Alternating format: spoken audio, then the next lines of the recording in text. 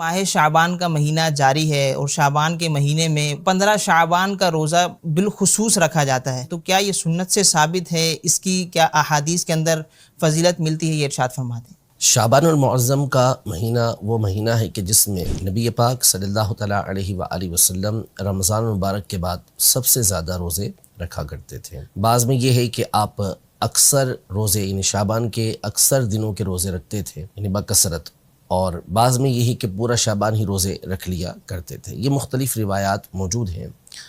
تو یوں شعبان المعظم کے مہینے کے اندر جو روزہ رکھنا ہے یہ تو احادیث صحیحہ سے ثابت ہے، نبی پاک صلی اللہ علیہ وسلم کا عمل اس میں ثابت ہے۔ اب رہا خاص 15 شعبان المعظم کا روزہ رکھنا، تو اس حوالے سے بھی ایک حدیث مبارکہ جو سنن ابن ماجہ کے اندر موجود ہے، اور اس میں باقاعدہ نبی پاک صلی اللہ تعالیٰ علیہ وآلہ وسلم نے 15 شعبان المعظم کے حوالے سے یہ ارشاد فرمایا کہ جب 15 شعبان کی رات آئے، جس کو ہم شب براءت کہتے ہیں، تو اس رات کے بارے میں فرمایا کہ قوموا لیلہا، اس کی رات کو قیام کرو، یعنی رات عبادت کرو، اور صوموا نہارہا، اور اس کے دن میں روزہ رکھو۔ تو خاص اس دن کے حوالے سے نبی پاک صلی اللہ علیہ وسلم نے روزہ رکھنے کا حکم ارشاد فرمایا۔ اگرچہ کہ سند کے اعتبار سے اس حدیث پر کلام کیا گیا ہے، ایسے ضعیف کہا گیا ہے، لیکن جس طرح اصول محدثین کی روشنی میں اس حدیث کو ضعیف قرار دیا گیا ہے، یوں ہی محدثین کے اصول کی روشنی میں یہ بات بھی بالکل واضح ہے کہ فضائل اعمال کے اندر جہاں پر کسی عمل کی فضیلت آئی ہو، ترغیب دی گئی ہو،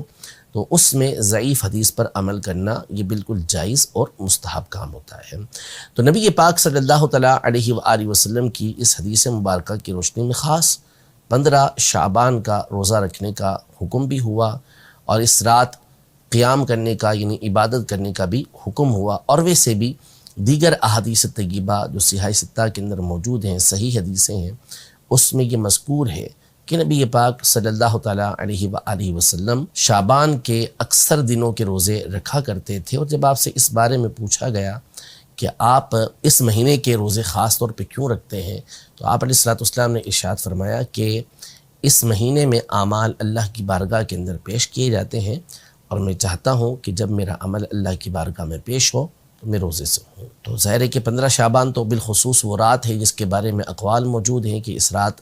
اللہ پاک کی بارگاہ میں اعمال پیش کیے جاتے ہیں، تو کیوں نہ یہ رات اللہ پاک کی عبادت میں گزاری جائے اور اس کا دن روزہ رکھتے ہوئے گزارا جائے۔